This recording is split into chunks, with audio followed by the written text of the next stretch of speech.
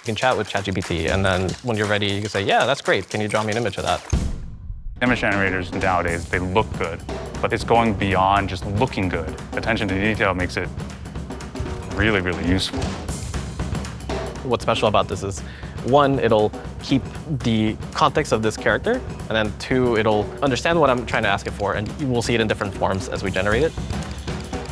You have the drawing like this, and ChatGPT will get back to you a real comic book. It's really about communicating and imagining and doing so at the same time.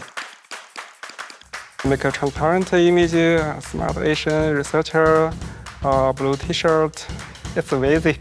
Picture is worth 1,000 words, but being able to also render like a few words or symbols can carry like thousands of pictures. It kind of now imbued into ChatGPT is like this idea of an artist in conversation with you. Always amazing, even after seeing it for the 100th time. I'm so excited to show this magic to the world. Hopefully people love it.